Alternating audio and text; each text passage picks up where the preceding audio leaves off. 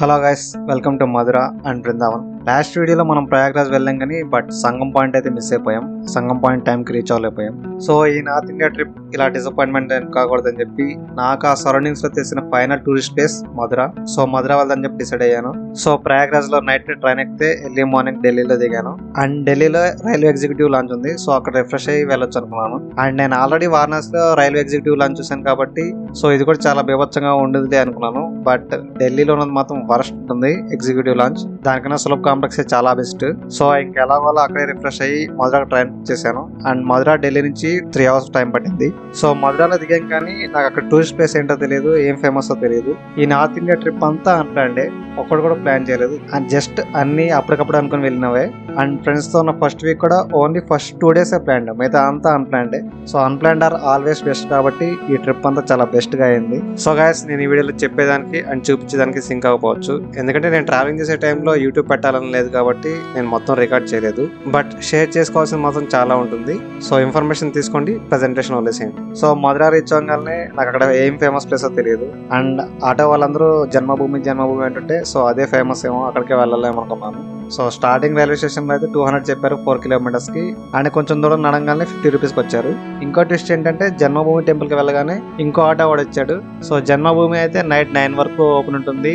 But దగ్గరలోనే Gokul village ఉంటుంది. ఆ గోకుల్ విలేజ్ అయితే 7 కి ఎంట్రీ స్టాప్ అయిపోతుంది. సో అది చూసుకుని వచ్చి టెంపుల్ చూసుకోవచ్చు అని చెప్పాడు. అండ్ గోకుల్ విలేజ్ జన్మభూమి నుంచి 12 kilometers ఉంటుంది. అండ్ వెయిటింగ్ పీరియడ్ అంతా కలిపి 250 అడిగాడు. సో పర్లేలే అనుకుని చెప్పి వెళ్ళాను. అండ్ దారిలో వెళ్తున్నప్పుడు మధ్యలో యమునా నది వస్తుంది. సో బ్రిడ్జ్ క్రాస్ చేయాలి. ఇంకా ఆ బ్రిడ్జ్ లో ఆపేసి ఇంక మొత్తం స్టార్ట్ చేశాడు. అక్కడ పీపుల్ అసలు మామూలుగా ఉండరు. వాళ్ళు డైరెక్ట్ డిసెండ్స్ ఆఫ్ కృష్ణుడి యొక్క నెక్స్ట్ తరాలన్నీ ఆ విలువలోనే బతుకుతుంది. అండ్ వాళ్ళు ఏ పని చేయరు, ఓన్లీ కృష్ణుడి యొక్క ఇంపార్టెన్స్. అండ్ అక్కడికి వచ్చే టూరిస్ట్ కి సేవ చేసుకుంటూ బ్రతుకుతారు. అండ్ మన నుంచి వాళ్ళు 1 రూపాయి కూడా అడగరు, మనం ఎంత ఇస్తే అంతే తీసుకుంటారు. అది ఇది అని చెప్పి ఏవేవో అసలు వాళ్ళకన్నా సాధు జంతువులు ఇంకెవరు లేరు అన్నట్టు చెప్తున్నాడు. అండ్ ఆటో ఆగానే అక్కడ లోకల్ పీపుల్ అంతా రెడీగా ఉన్నారు.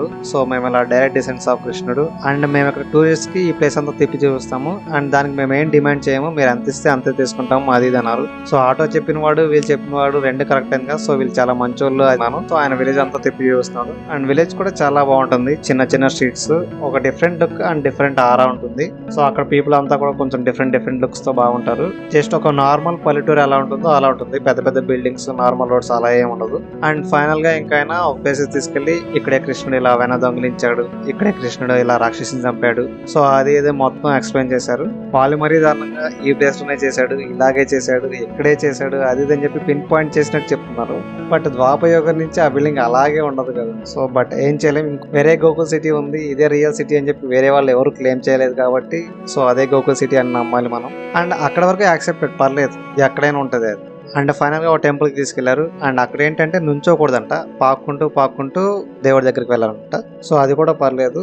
అండ్ ఫైనల్ గా దేవుడి దగ్గరికి వెళ్ళగానే పూజారి ఏం చెప్పాడంటే, ఎవరన్నా పూజారి అంటే మంత్రాలు చదువుతారు, గోత్రాలు అడుగుతాడు. బట్ ఈయన లిస్ట్ చదువుతున్నాడు.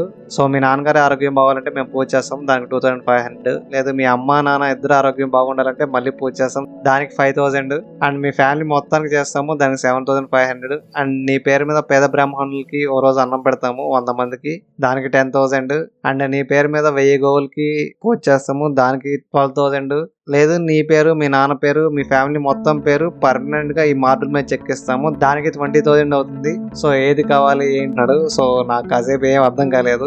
అండ్ ఆటో వాడు ఎందుకు బిల్డప్ ఇచ్చాడా ఎంత అది అని చెప్పి నాకు అప్పుడు వెలిగింది. అండ్ వాళ్ళు ఇలా నాకేం వద్దు అంటే అసలు వదిలిపెట్టట్లేదు, అంత దూరం నుంచి వచ్చావు ఇంత మాత్రం పెట్టలేవు, అండ్ వెనక్కి ఏం చేయకుండా వెళ్తే మళ్ళీ పాపం తగులుకుంటుంది, అసలు వదలట్లేదు, ఇలాంటి వాటి మీద నమ్మకం లేదురా అంటే, నమ్మకం లేకపోతే ఇంత దూరం ఎందుకు వచ్చావు అండ్ మా టైం ఎందుకు వేస్ట్ చేసావు అంటున్నాడు. అండ్ అప్పటి వరకు అక్కడ నుంచోకూడదు, నడవకూడదు, అది ఇది అన్నారు. బట్ నేనేం మనీ ఇట్లేదని చెప్పి ఫైనల్ గా వచ్చి నడుచుకుంటూ వచ్చి పాక్కుంటూ అవసరం లేదు అని చెప్పి అలాగే తీసుకెళ్లిపోయారు. ప్రపంచంలో ఏ పంతులైనా దేవుడి దగ్గరికి వస్తే టైం వేస్ట్ అంటాడా, బట్ ఇక్కడ అంటున్నారు. అండ్ నెక్స్ట్ అక్కడి నుంచి బలరాం టెంపుల్ తీసుకెళ్లారు. అండ్ అక్కడ పంతులేమో ఈ విగ్రహం స్వయం విగ్రహం, ఎవరు తయారు చేసింది కాదు, అండ్ ప్రపంచంలో బలరాముడు టెంపుల్ ఇక్కడ తప్ప ఇంకెక్కడా లేదు. అండ్ ఈ విగ్రహానికి 2 కాదు 3 legs ఉంటాయి, కావాలంటే చూడు అని చెప్పి ఇంక మంత్రాలు స్టార్ట్ చేస్తున్నాడు. అండ్ మంత్రాలు వద్దు ఏ వద్దు అని చెప్పి, సో 500 ఇచ్చి వెళ్ళు, లేదంటే మళ్ళీ నీకు పాపం అనుకుంటున్నాడు. సో మళ్ళీ అక్కడ కూడా డిస్కషన్ అసలు వదలట్లేదు, ఎంతో కొంత ఇవ్వు అంటున్నాడు. అండ్ మొత్తం టెంపుల్ మొత్తం మీద 10 రూపీస్ 20 రూపీస్ మాటే లేదు, మాట్లాడితే 500 లేదా 1000 అంతే. సో ఒక్క రూపాయి కూడా ఇవ్వలేదు, నేను ఒక్క రూపాయి కూడా కానుక వేయలేదు. ఓకే, ఇలా ఉంటాయి ట్రావెలింగ్ లో కండిషన్స్. సో మీరు దీన్ని పెద్ద చేసి చూడాల్సిన అవసరం లేదు, జనరల్ థింగే. గోకుల్ విలేజ్ చాలా బాగుంటుంది చూసేదానికి. సో మీరు దీన్ని స్కిప్ చేయొద్దు, బట్ జాగ్రత్తగా ఉండండి. ఓ ఫ్యామిలీ వెళ్తే మినిమం 2000 అన్న గ్యారంటీగా వేస్తారు.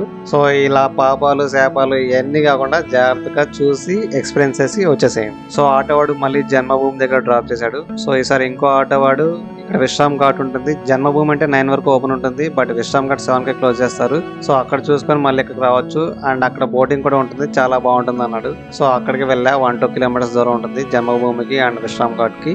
అండ్ అక్కడ ఆటో దగ్గరనే ఒక ముసలి తాత వచ్చాడు, నేను గైడ్. అండ్ నేను లోకల్ ప్లేసెస్ అన్ని చూపిస్తా అండ్ వాటి ఇంపార్టెన్స్ చెప్తా అండ్ దగ్గరుండి నీకు యమునా పూజ చేపిస్తా అది ఇది అన్నాడు. అండ్ నీతో 2 hours ఉంటా అండ్ మొత్తం ఎక్స్ప్లెయిన్ చేస్తా అండ్ నా ఫీస్ 100 రూపీస్ అన్నాడు. అండ్ తాత కొంచెం ఇంగ్లీష్ కూడా మాట్లాడుతున్నాడు. సో ఎక్స్పీరియన్స్ చాలా ఉంటుందేమో అండ్ ఇక్కడ చూపించేదానికి చాలా ఉంటాయేమో, అందుకే గైడ్స్ కూడా ఉన్నారేమో అది ఇది అనుకుని సర్లే ఓకే అన్నాను.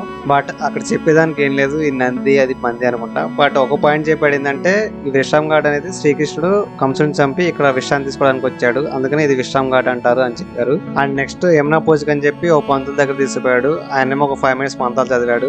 నెక్స్ట్ ఆ పంతుల కన్నా ముందు ఈ గైడ్ అయితే మినిమం 500 అన్న ఇవ్వాలి 500 అన్న ఇవ్వాలని చెప్పి గోల్ చేస్తున్నాడు. సో మీరు ఏంద్రా ఆయన 10,000-20,000 అసలు మాట్లాడరా, లెగితే 500 అయింది అనుకున్నా.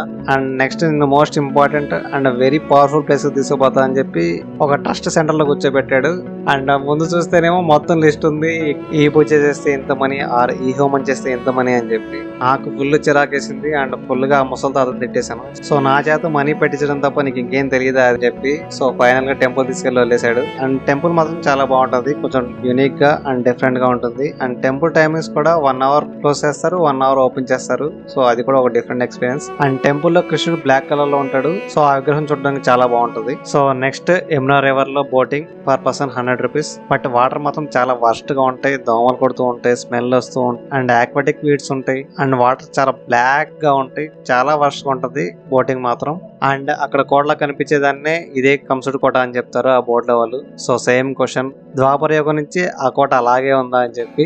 అండ్ నెక్స్ట్ గంగా హారతి లాగే ఇక్కడ కూడా యమునా హారతి ఇస్తారు. సో గంగా హారతి అంత కాకపోయినా కూడా యమునా హారతి కూడా చాలా బాగుంటుంది, అది కూడా ఎక్స్పీరియన్స్ చేయండి. అండ్ బోటింగ్ అయిపోయిన తర్వాత ఐ ఎన్కౌంటర్డ్ దిస్ సీన్.